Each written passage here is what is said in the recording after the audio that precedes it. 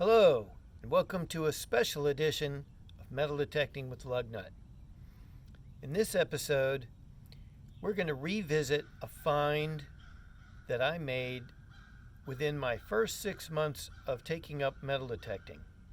So we're going to go all the way back to June the 5th, 2015. The find took place at the historic house near where I live, where I found the little silver pin that looks like a kitchen stove and my big dandy button, my first V-nickel, and my first Indian head penny. So there's a lot of old stuff that's come from this place, and I found this item. I didn't know what it was because this is the item in question. Pretty smooth, pretty round, pretty copperish, very coinish. But because I was so new to metal detecting, I didn't know what I had. I assumed falsely that it was a very slick, large cent. And if you go back to my blog, because at the time I was not making videos, I was writing things in a blog. I'll put the address in the description with a link to the entry. I didn't know what it was. I thought it was a large cent. I showed it to a friend of mine who lives nearby, who's a coin collector, and we couldn't positively ID it. So I put it in a coin sleeve and didn't forget about it. I even mentioned it in a couple other of the early written blog posts. But I never identified it, and it just kind of sat in a box with some other coins. And because of the physical distancing and the isolations, self-imposed isolations during this, what I call the poo virus or the kung flu or whatever you want to call it, I took it out and looked at it again. And this is 5-6 years later, and I've watched hundreds of videos of people finding old coins, and I took to the techniques that I've used to see people identify old coins that appear to be slick and featureless. So I did the trick of the flashlight across the face of the coin, and boom, lo and behold, I knew exactly what I had, at least in my novice coin identification.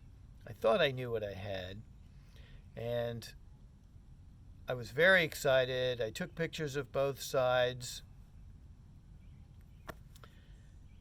and then I decided that I would send those pictures to a real expert.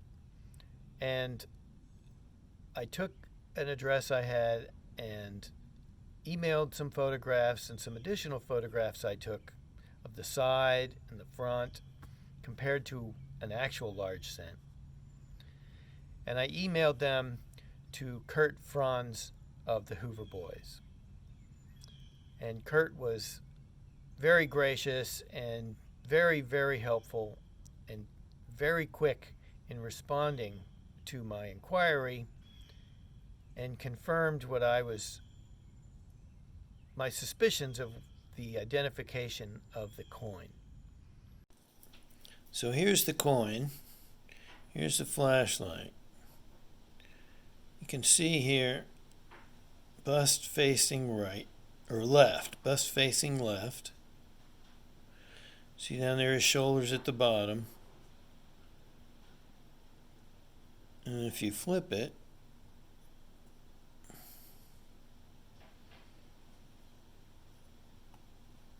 here you can see Britannia. There's her head at the top, arm sticking out towards the left, And that big shield and stuff there at the bottom that she sits on. And her arm with the staff off to the right.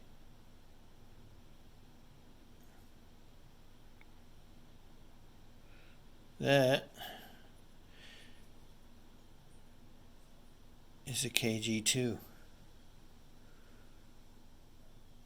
Pretty awesome.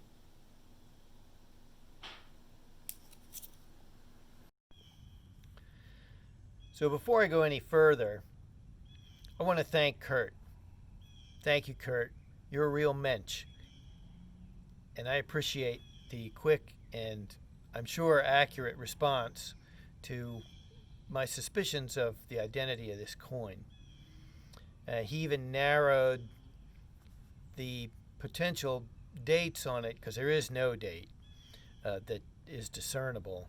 But he narrowed it down from some features that he could recognize, and it's just amazing. And I really, really appreciate your help there, Kurt. Thanks again.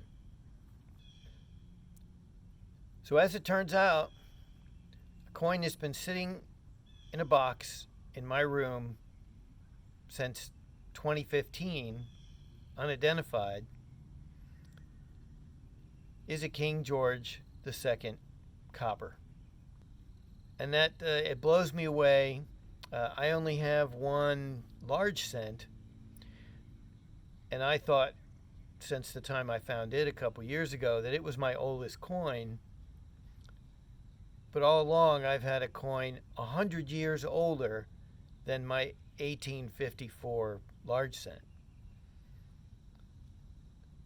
So I am absolutely blown away by a find that I made when I was just a noob in metal detecting. Didn't know what I had and didn't know really how to figure it out. And it just took all this time and this extra time I had on my hands. If you can say thanks to the virus, I discovered this coin. It'd be kind of disingenuous to the situation, but that's what happened. And I'm just as thrilled as I can be. And, here it is in both sides of it. And a King George II copper coin found in North Carolina. I'm still going up to that property and that permission during these times of isolation because it's only a short walk from my house. And I'm still finding things up there. I found the second burnt mercury dime. I found some more Tomback buttons. There's still stuff in the ground up there, despite the massive amounts of electrical interference, both to some underground wiring and all the animal electric fencing that he has on his farm. But it's still a fun place to go. And I'm going to continue to go up there and to look for what's under the grass. Thanks for joining me.